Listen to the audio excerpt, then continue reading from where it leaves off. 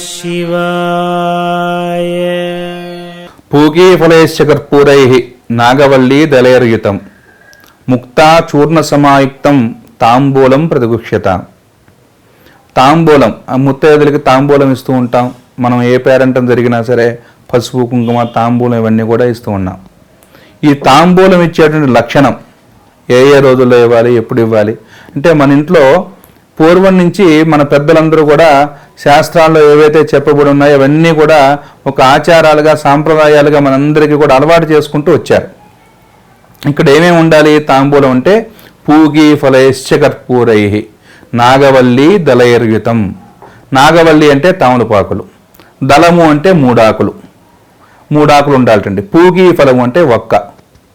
పూగీఫలైశ్చ కర్పూరైః, కర్పూరం అంటే మనం హారతి ఇచ్చే కర్పూరం కాదు, పచ్చ కర్పూరం, దాన్నే మెంతాలని చెప్పి అంటారు. ఇక్కడ మనకి వాడుక భాషలో పుదీనా పువ్వు అని చెప్పి అంటారు.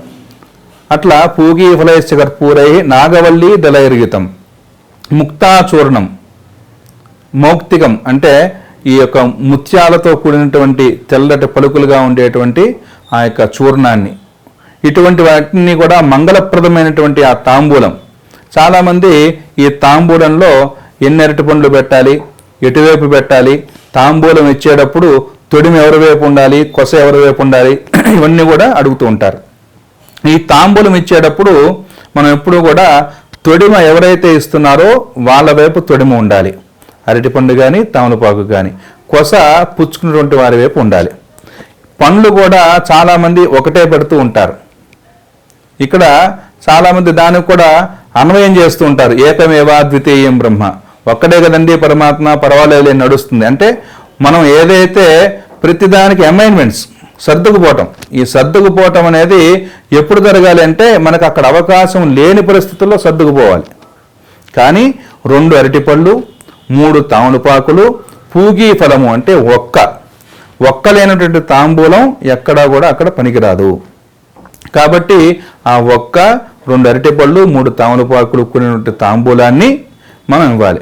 ఈ ముత్తైదులకి ఇచ్చేటువంటి సమయంలో ఖచ్చితంగా చక్కగా మనమే వాళ్ళకి పాదాలకి పసుపు రాసి, కంఠానికి గంధం రాసి, బొట్టు పెట్టి వాళ్ళని తూర్పు ముఖంగా కూర్చోబెట్టి, ఎవరైతే ముత్తైదులు ఉన్నారో ఆ ముత్తైదుల్ని తూర్పు ముఖంగా కానీ ఉత్తర ముఖంగా కానీ కూర్చోబెట్టి ఈ తాంబూలం ఇవ్వటంలో ఇంకొక పరమార్థం చూడండి. ఏమిటి అంటే ఇచ్చేటువంటి స్త్రీమూర్తి లక్ష్మీదేవిట, పుచ్చుకునేటువంటి స్త్రీమూర్తి కూడా లక్ష్మీదేవిట.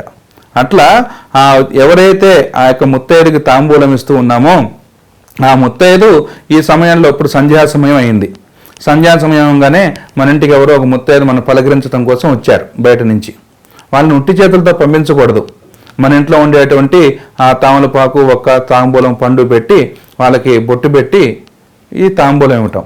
ఈ తాంబూలం ఇవ్వటంలో ఇంకొక అర్థం ఏమిటి, మనం బొట్టు పెడుతున్నాం, వాళ్ళు కూడా వెంటనే మన బరిలో బొట్టు తీసుకుని మనకి ఎదుర్కొన్న ఇచ్చినటువంటి ఆడవాళ్ళకి కూడా బొట్టు పెడతారు.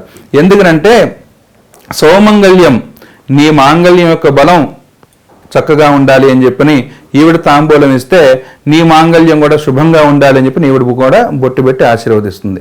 ఈ విధంగా ఈ తాంబూలము అనేటువంటిది చాలామందికి ఇప్పుడు అన్వయం చేసుకుంటూ మనం బొగ్గన వేసుకునేటువంటి తాంబూలం అని కూడా అంటున్నారు.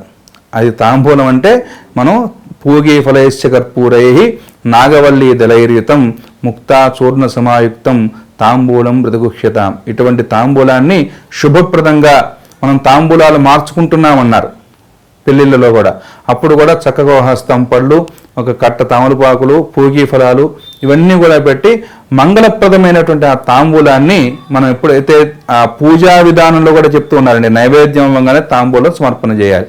ఇట్లా తాంబూలం సమర్పణ చేయటం మూలంగా మనకి కూడా అందులో ఉండేటువంటి ఏవైతే చక్కనైనటువంటి ఈ ద్రవ్యాలు ఉన్నాయో, సుగంధ ద్రవ్యాలు ఉన్నాయో, మన యొక్క జీవితం కూడా అంతే సుగంధభరితంగా వెలుగొందుతుంది అని చెప్పని మన శాస్త్రాల్లో చెప్పబడిన విధంగా ఈ తాంబూలాన్ని గనక మనం ఆ యొక్క ముత్తైదులకి ఇవ్వటం మూలంగా సకల శుభాలు కూడా కలుగుతాయి అని చెప్పని శాస్త్రాలు చెప్తున్నాయి.